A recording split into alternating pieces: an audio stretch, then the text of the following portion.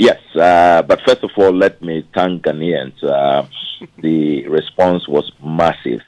You saw the crowd. It was a really mammoth attendance. And the protesters were very well behaved. You recall that earlier there were attempts by the police to stop us. They went to court saying that this demonstration could turn violent. Ridiculously, they even said that it could lead to a coup if you read the court documents they filed, and that we should be made to stay far away from the Bank of Ghana. I am glad that we demonstrated, the masses, the good people of this country demonstrated yesterday that if there are any group of people, the police or anybody should be worried about, it is those who are breaking our laws, those who are destroying the economy, those in leadership who are running down the country, not the masses who want to speak up, who want to rise up, who want to protest and insist that the right thing is done. So I think that was a very, very strong message that we send, that we are law-abiding, we are peaceful citizens, and we are not the bad guys. Having commended Ghanaians, let me now come to the petition. We had made clear right from the outset that our target is the governor and his deputies. We had sent notice. We expected that the climax of our Occupy BoG demonstration will be the presentation of a petition to either the governor or his deputies. The aim is to make sure that the governor receives the petition, sees the crowd, sees how angry we are at how he has run down the central bank. As we speak, the central bank is technically insolvent, is bankrupt. He's depleted the reserves. He's made losses of 60.8 billion, which has never happened. And then, even more troubling, he has printed currencies illegally to the tune of 77 billion in flagrant violation of Section 30 of his own act. He printed 77 billion without parliamentary approval, an illegal conduct. So we insist that he must resign. He and his deputies must leave the central bank. So the least he could do was to show up and receive the petition. But he continued with his disdain, his disregard for the Ghanaian people. Just as he's flouting our laws with impunity, he decided that he won't show up. And he sent his head of security to receive the petition, which we flatly refused to hand over to the head of security. We told them in very clear terms that we will come back. We insist that it is the governor we want to see. He is the one we want to hand over this petition to. And he is the one we want out of that office. So we are not handing over any petition to a head of security. This is not a demonstration. If I may, Mr. Okudzeto Ablakwa, I mean, and by the way, if you just joined us, we're talking to Samuel Okudzeto Ablakwa, Honorable MP for North Tongu, ranking member of Foreign Affairs Committee, about yesterday's Occupy BoG demonstration and their refusal to hand over the petition to the officer who was sent to receive it, the head of security. Mr. Okudzeto Ablakwa, if I may, is this not perhaps asking for more than usual? I recall when Occupy Flagstaff House happened, the petition was brought in to Flagstaff House and was received by Valerie Sawyer, who I'm pretty sure was not the president at the time, even though the petition was for the president. Is that not the norm? I can't even remember any time in recent history when the actual target of a demonstration has come to receive the petition. Can you? So, Kojo, let's be clear.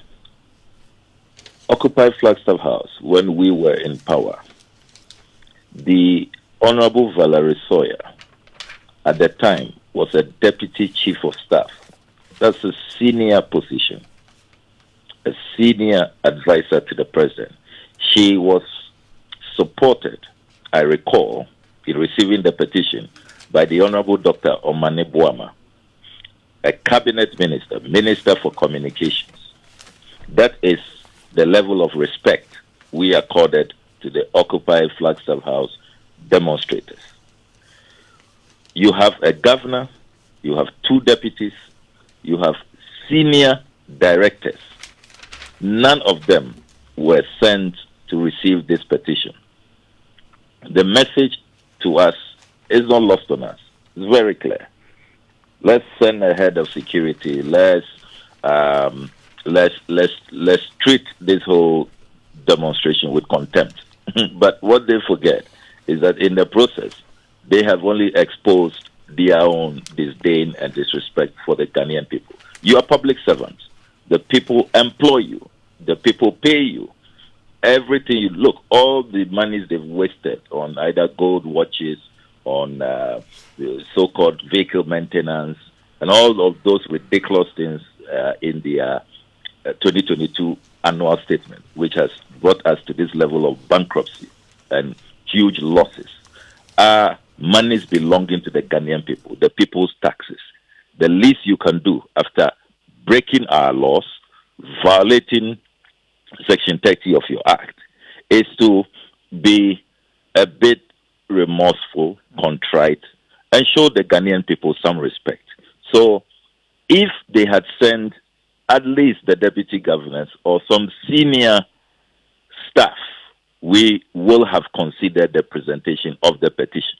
But to send your head of security... Well, to be fair, Wing Commander Sari Boateng is actually a head of department. He reports directly to the governor. That is a senior person. You might liken his level in the organization to that of a deputy chief of staff. Actually, perhaps you might consider him to be a bit higher than a deputy chief of staff at Flagstaff House. Kojo, what are you really telling us this morning? That a department head at Bank of Ghana is what, higher than a chief of staff or deputy chief of staff at the president? What I'm saying is he reports directly to the governor. Are you even likening the governor to the presidency? Oh, not at all. No, let's not get mistaken. Yeah. I'm not saying that the governor is the same as the president. I'm saying that in an institution like Flagstaff House, the deputy chief of staff reports to the chief of staff, who reports to the president. In an organization like the Bank of Ghana, the head of security reports directly to the governor. So would you not consider him a senior? And the deputy governors do what? Yeah, the deputy governors also report to the governor. Look, Kojo, let's not countenance contemptuous conduct, arrogant public officers who think they can take us for a ride. This is a governor who, after running down, are you beginning to take lightly the harm this governor has caused? All of this printing has led to massive inflation, which has eroded people's incomes, people's purchasing power. He has destroyed livelihoods. This governor has destroyed the jobs of more than 50,000 people, collapsed people's banks, people's financial institutions. This governor, because of his conduct, people are taking haircuts today. You have pensioner bondholders, senior citizens, who have to picket before they can have access to their own life savings. These are people who have destroyed the Ghanaian economy. And they are adding arrogance to it. You can't come and meet members of parliament, the honorable minority leader, who you come to for approval in the house and who you are supposed to have sought approval from in all the illegal printing that you did. And we are being told that it is a norm because we don't meet the president and we may meet the deputy chief of staff, we are beginning to liken a governor who engages in illegal conduct with the president of a republic. Please, let's not tolerate. It is this kind of pampering, this kind of goading on that continues to see the illegalities that we are seeing.